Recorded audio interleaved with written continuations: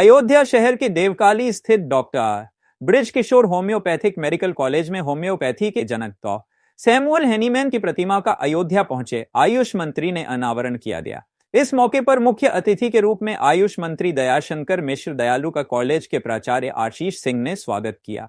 वही मंत्री ने कहा कि हैनीमैन की यह प्रतिमा न सिर्फ श्रद्धा का प्रतीक है, बल्कि यह परिसर में आने वाले हर विद्यार्थी और चिकित्सक को प्रेरणा भी देगी।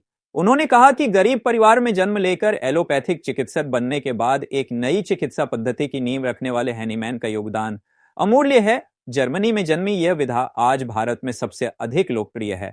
होम्योपैथी डॉक्टरों की संख्या के लिहाज से भारत आज विश्व में अग्रणी है। उन्होंने बताया कि उत्तर प्रदेश सरकार आयुष क्षेत्र को सशक्त बनाने के लिए लगातार काम कर रही है। बनारस में नया राजकीय होम्योपैथिक मेडिकल कॉलेज दिया गया है।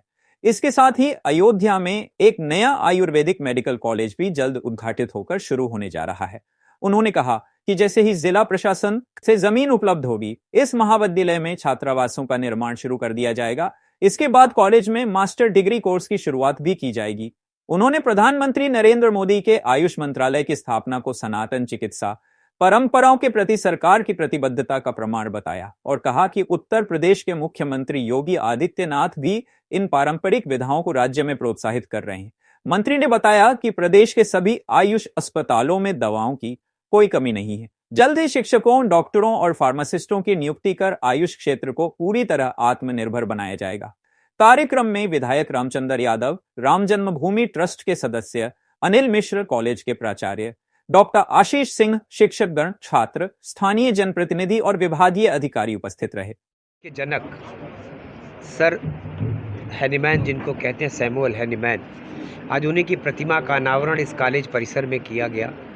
निश्चित ही जिस विधा के पैथी जो जनक हों, जो उनके आराध्य हों, उनकी प्रतिमा में आज यहाँ लगने के बाद से परिसर में होम्योपैथ से जुड़े हर उस व्यक्ति को कहीं न कहीं से प्रेरणा मिलेगी। उनको जब वो प्रणाम करेंगे, नमन करेंगे, उनके जीवन से कुछ सीखने का संकल्प लेंगे।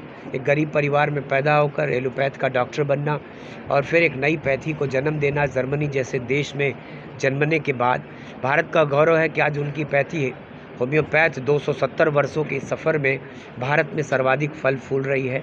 संख्या के लिहाज से सर्वाधिक डॉक्टर हमारे होम्योपैथ के होते हैं। तो ये इस पैथी का कहीं न कहीं से जन जन से लगाव है, झुकाव है। उत्तर प्रदेश की सरकार ने भी उत्तर प्रदेश में एक नया होम्योपैथ का कॉलेज, 8 राजकीय मेडिकल कॉलेज पहले से थे, नया मेडिकल कॉलेज दिया है बनारस को।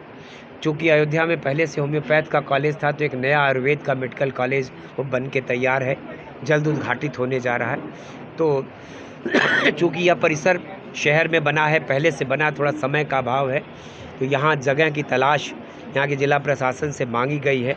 जगह मिलते ही नए छात्रावासों का निर्माण होगा। इसको फिर मास्टर डिग्री के लिए, मास्टर कोर्सेज़ के लिए इस परिसर को हम लोग और उच्चीकृत करेंगे। मोदी जी का तो सपना है, वो इस सनातन की जितनी विधाएं हैं, अतीत की, पुराने दौर की, सबको एक जगह कर दिया। उन्होंने आयुष का मंत्रालय बना दिया।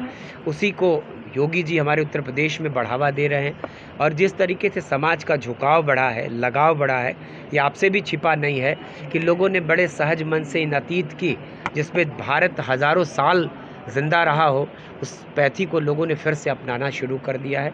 लोगों के दिल में जगह बन चुकी है।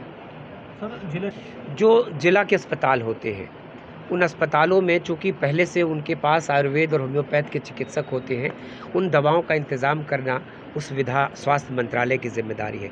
जब से आयुष मंत्रालय अलग हो गया, अब हमारे अस्पतालों में पूरे प्रदेश में आप पता कर सकते हैं कि होम्योपैथ की दवाओं की कोई कमी नहीं है, कहीं भी न दवाओं की कमी है। आज होम्योपैथ धीरे धीरे शिक्षकों की नियुक्ति के मामले में, डॉक्टरों की नियुक्ति के मामले में, फार्मासिस्ट की नियुक्ति के मामले में बहुत कम दिनों में ही आत्मनिर्भर हो जाएगा।